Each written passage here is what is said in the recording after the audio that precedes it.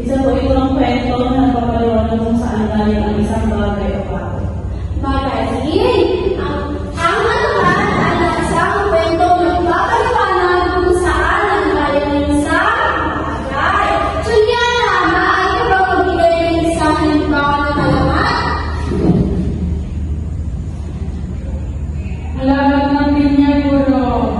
Salamat, magaling! Ang halaman ng pinya. Hani, maaari ka ba magbigay ng halimbawa ng halaman?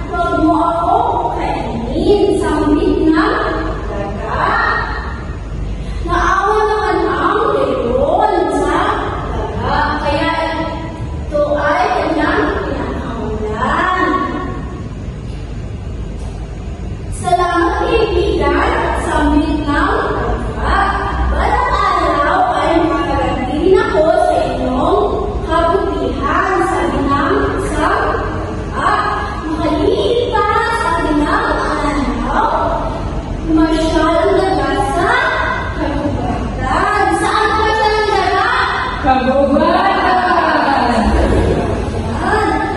Pagkapasyon nila sa kagubatan, pinagpalisin siyang isa, lambat na naging isa. Oo, agad-agad na ito, pinuntahan at nakita niya ang kanyang kaibigang Leon. Ngunit ang daga, bilis na umakyat sa puno at kinagat ang lambat. Hanggang sa nahulog ang kanyang kaibigang Leon at ang lambat. Ngayon, nakaligtas na ang kanyang kaibigang Leon.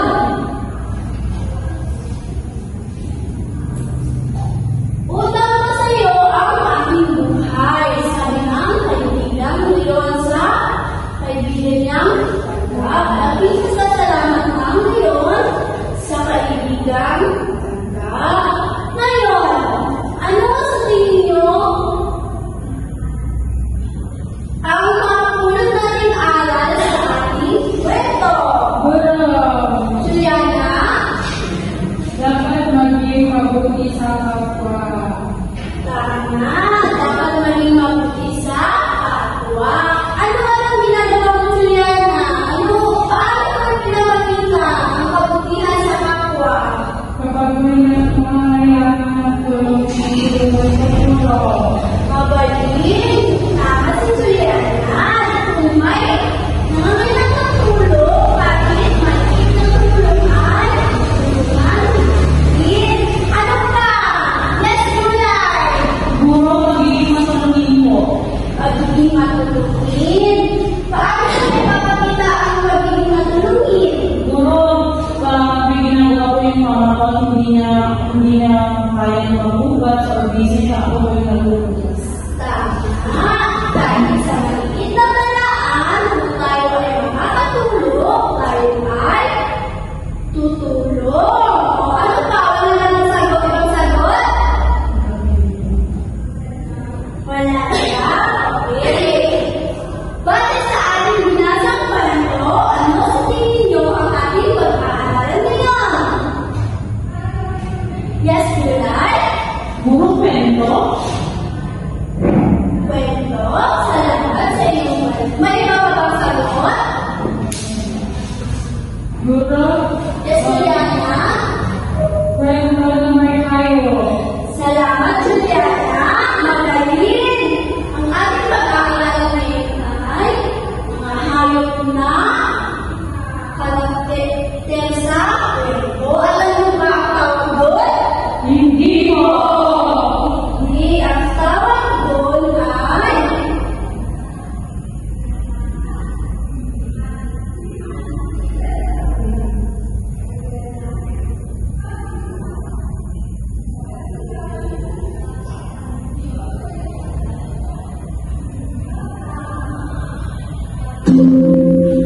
Napawala yung sabi ko guro. Hindi mo ba? May ba? Ang pag-aaralan ngayon ng mga isa.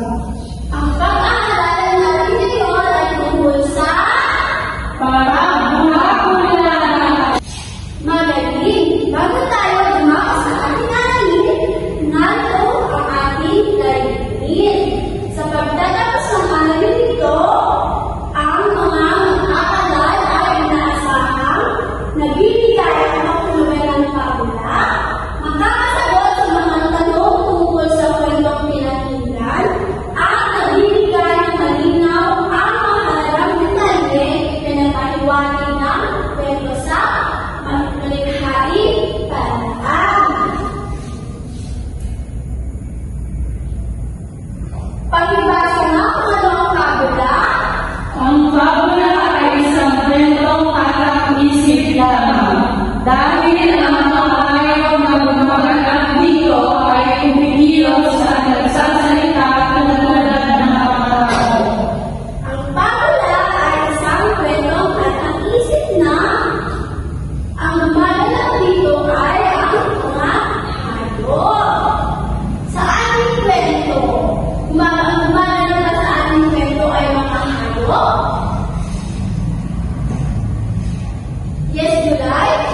Gaya ng kwento natin kanina na yung daga at leon, yung daga po at leon ay kumikilos at nagsasalita.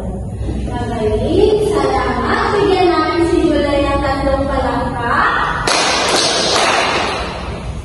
Ang pamula ay may 5 elemento. Ang unang elemento ay pakibasa. Kapagalan, isang salita o pagkakala kung saan isinasiwala ng isang paksa. Ang pamula ay isang salita o pakilala kung saan sinasaliwala ang isang paksa. Balik sa ating kwento kanina, ano ang pamagat? Yes, Juliana? Ang iyon nagdaga. Magaling! Ang ngayon ang bigyan natin si Juliana ng tatlong palakpak. Ang ikalawa naman ay pagbasa. Tauhan, sila ang nakapagmagana sa kwento. Tauhan o tinatawag natin silang mga karakter kung saan sila ang gumagalaw sa kwento. Sa ating kwento kanina, sino-sino ang mga tauhan o karakter? Yes, Nani? Pagkayon po, si Leon at si Aldaga. Magaling! Bigyan natin si Hannah ng tatlong palakpak. Ang tatlong elemento ay pakibasa. Tauhan, tumutukoy ito sa oras, panahon at lugar ng pinag-uusapan ng isang kwento. Ang tagpuan ay tumutukoy sa oras, panahon at lugar na pinangyarihan ng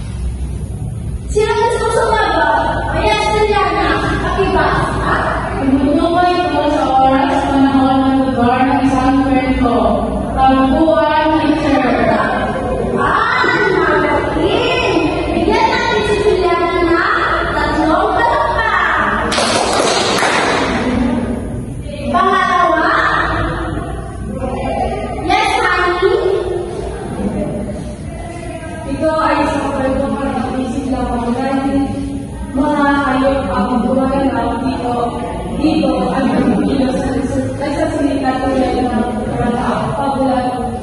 Pabulan! Magaling! Tignan natin si Hana ng tatlong palakpak.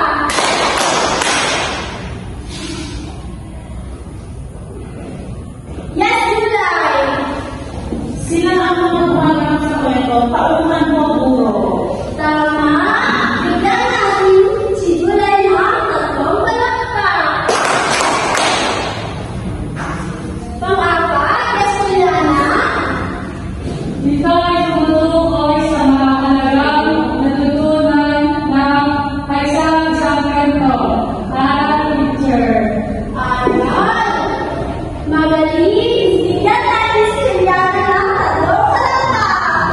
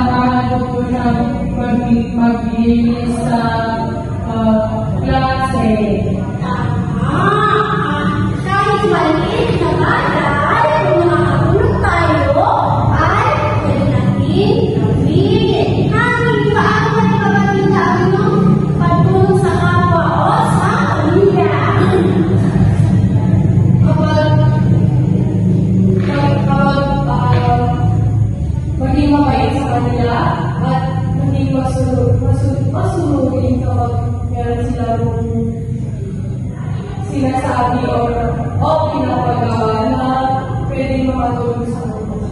Salamat, Ani. Ang pagsunod sa ating magulang ay isa rin pagtulong sa kanila dahil tinutulungan natin sila sa pamamagitan ng pagiging mabuti. Ano pa ang alam ng mulo? Yes, ma'am. Huwag maging mayabang sa kapwa kung ayaw mong matalo. Salamat, Juliana. Kayo ba ay mayabang? Hindi po ako.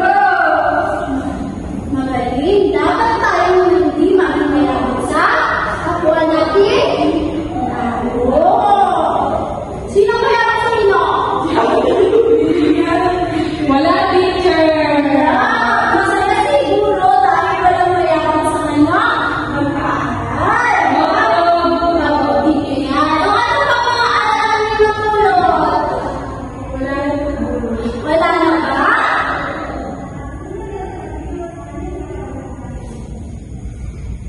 Yes, July!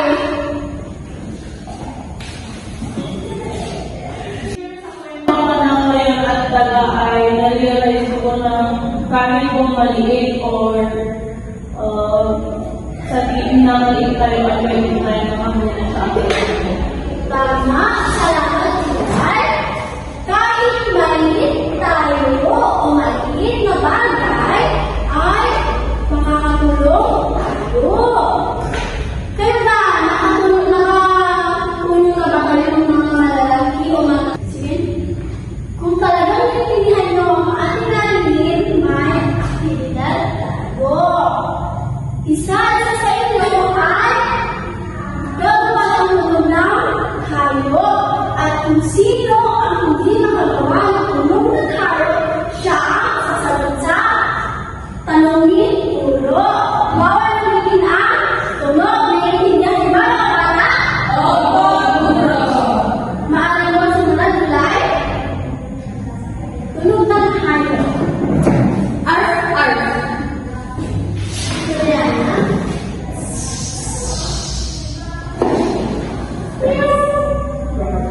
Roar, picture.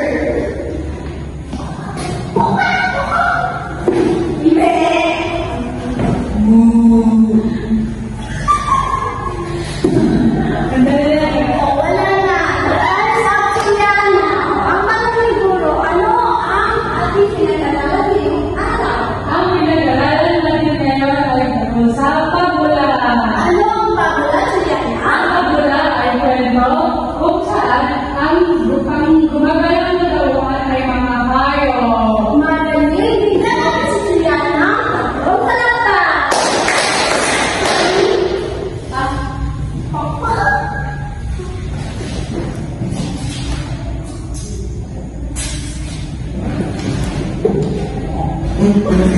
Ano ba yan, Juliana? Yung the fish. July? Bakit tinatatawa? July! All times up, July! Ang tanong ni Guro, maaari ka bang kamay mo? Wala nang tatawa. Tingin, ang tanong ni Guro, ano ba ang pinag-aralan ng iyong araw? Nasabi na ang pagula kanina. Ano ba? May elemento na ng pagula. Ano ang mga elemento ng pagula? Pangalan, pauman, tagpuan, manghay, aral. Magaling! Salamat, July! Bigyan natin si Juliana ng tatlong palakpak. Naiintindihan na ang ating aralin. Ngayon, magkakaroon tayo na isa ka aralin. Nilabas ang limang papel at sagutan ang sumusunod. Hanapin sa haligi ang mahulugan ng salita na nasa hanay. At ang ikalawa, iguhit ang